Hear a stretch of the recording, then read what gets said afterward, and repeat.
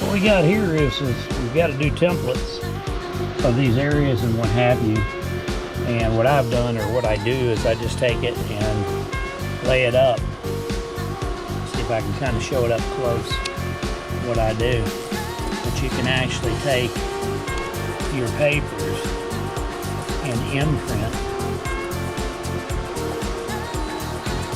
those edges, just like that. And once those edges are imprinted, you just go cut them out. And like I've done with the back one here. And then you have your template, and you only need the two because you reverse it for the opposing side. So it's kind of neat when you do custom work. But anyhow, I got to do that all along in here as well. So pretty interesting, pretty fun, pretty simple. Yeah, we're still working at it. Got our compass rose. Got the Moken 10 PDL. I still have to cut the edges off, form the corner shapes. Still got to do all the cutting of the pieces for the motor. We changed the bass. We kind of oriented it the same as what the trout were.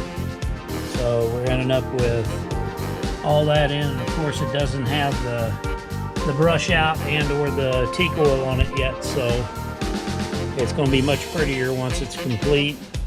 Looking at doing the riser kit for the seat, bringing it up 3 inches. So that's going to be a job. And in the back, we're going to take, and right here is going to be done in wood. And I'm thinking about either the Banks Lures logo and or the Feel Free logo. I'm not sure which way. I'll go with that.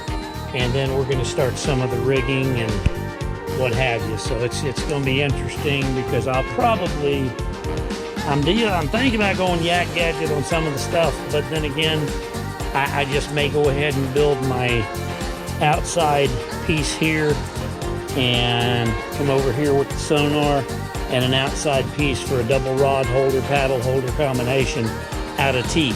And I think I can do it and do it well. And then on the other side, I'm going to do something similar, but that's going to carry my custom landing net that my brother made me. And it's absolutely gorgeous out of wood. So a lot in work and a lot to go. So yeah. That's our progress. Captain Rick Banks here, Feel Free Kayaks Wild Side, getting her done. And yeah, the next project, yeah, the little Johnny boat is going to be brought in here. And this little 2.5 horsepower Suzuki is going to be put on that bad boy. I'm probably going to use a jack plate and bring it up a little higher. And that way it gets in shallower water while it runs. So that's the thought process. And here we've traced out for the scroll saw all the pieces to do for the pedal drive. So that's also some of the work that's going to be involved. So you got to get to a scroll saw and do that. Put a little light on the subject. There we go. But my wife was so kind as to, I wanted a compass rose at the nose. So she made me a compass rose to put on the nose. Kind of cool. Got our compass rose in place. We've cut this to fit. Now we've just got to clean the edges and clean it all up. Get that with the teak oil on it. We've got all our components cut to put into the overdrive, or not overdrive, but the rapid drive. And that'll be good. So the rapid drive is going to be a good setup with this.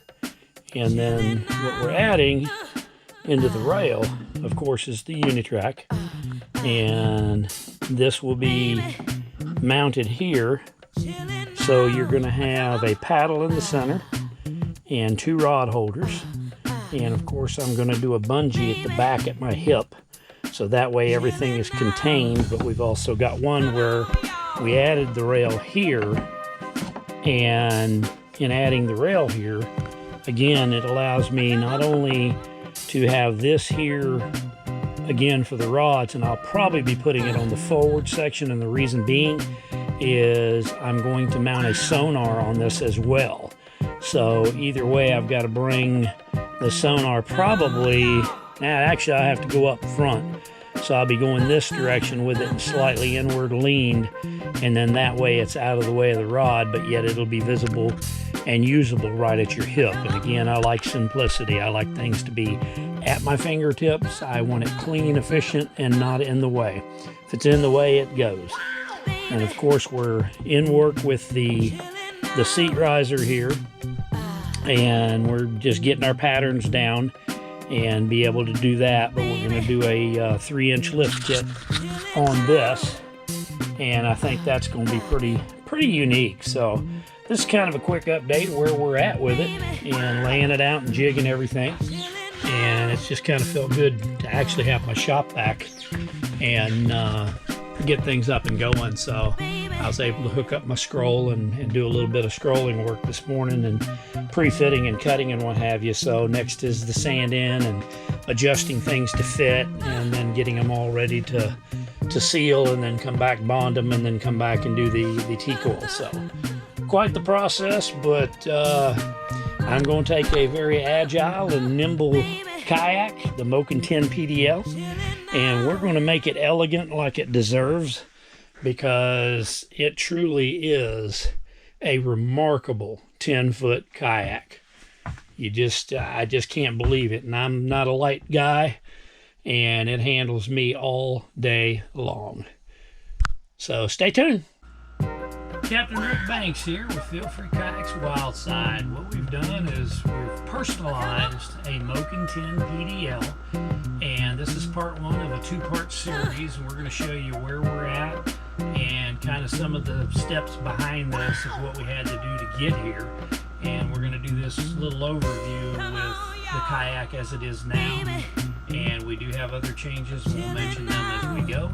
So let me grab the camera and I'm going to start walking you through what we've done.